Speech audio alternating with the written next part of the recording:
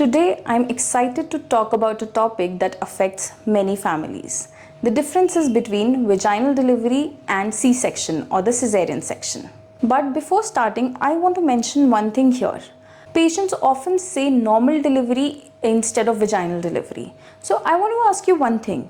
Is there anything abnormal with the cesarean section? No, right? Then why the stereotypical word used even today? Each path of bringing a new life into the world has its own unique set of challenges, setbacks, and benefits. Vaginal delivery, the age-old natural method, is celebrated for its shorter recovery time and immediate bonding moments. While on the other hand, the cesarean section, a marvel of modern medicine, offers a controlled environment and ensures safety of both mother and the baby in certain situations. Whether you're gearing up for spontaneous labor or you're planning for planned surgical birth, understanding these two methods can help you make more informed, more confident choices for one of the most extraordinary events of life.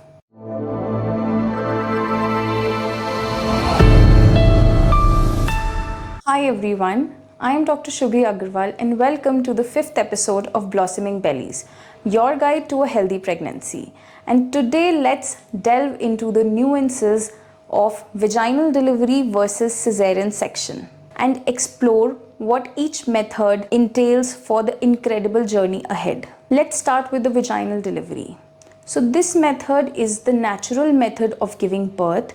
This process, it involves the baby passing through the passage, the birth canal, guided by the mother's contractions and efforts. Vaginal delivery often comes with shorter recovery time and it also have less complications in the subsequent pregnancies. Mothers who deliver vaginally have less post-operative pain and a quicker return to normal activities. Additionally, babies born to mothers vaginally are exposed to beneficial bacteria of the birth canal, which can help strengthen their immune system. However, vaginal delivery isn't without any challenges. It can be unpredictable, lengthy, with hours of labor. Some women experience tearing of the perineal muscles, tearing of the perineal mucosa, which may require stitching and which may require prolonged delivery time. Episiotomy is a cut which is given if the doctor thinks that the baby's head is not adequate to come out of the pelvis. Moreover, the intensity of the labor can be daunting both emotionally and physically for the mothers. Now let's talk about cesarean section.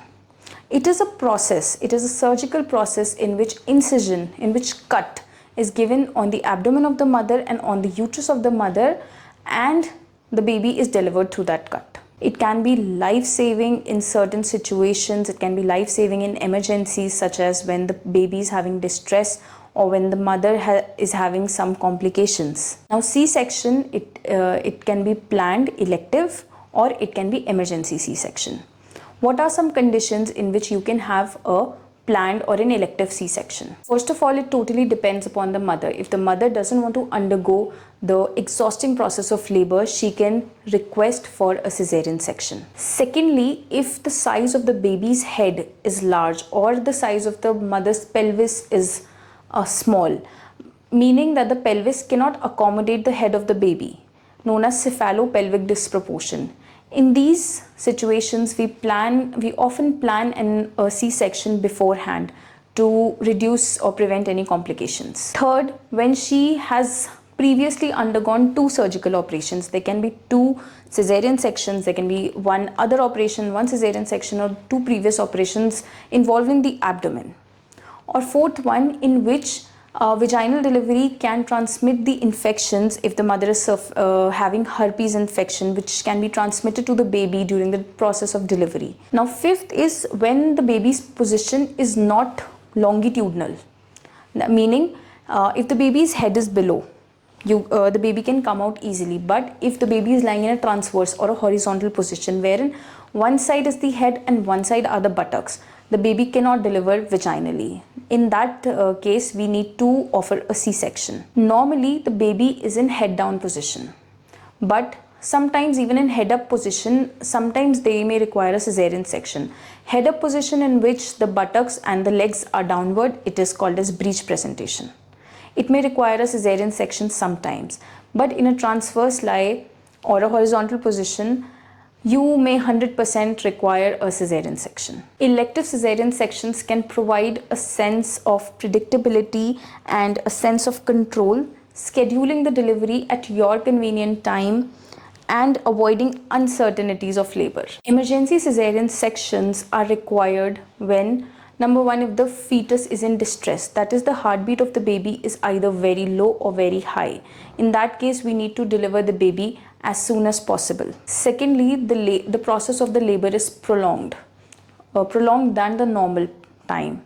In these cases also, we need to do an emergency cesarean section. Third, if there is meconium stained liquor. What is meconium? Meconium is the first poop.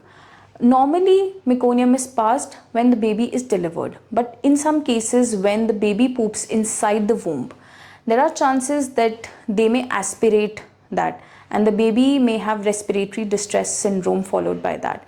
In that case, we need an emergency cesarean section. And sometimes even with adequate contractions and with adequate dilatation, the head of the baby doesn't come down. This is called as either non-progression of labor or non-descent of the fetal head. It is also required when the mother's blood pressure is exceptionally high. There may be fits as well, or there are some other complications along with that.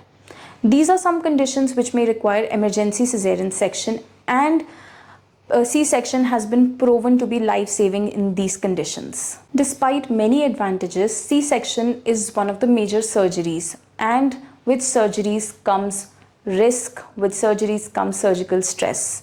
So there may be more chances of infections, there may be chances of complications in the future pregnancy, and there is more post-operative pain as compared to a vaginal delivery. In a vaginal delivery, the pain is before delivery, and in a cesarean section, the pain is after the surgery. Mothers might need extra support at home during this initial phase. It is crucial to recognize that neither method is inherently superior.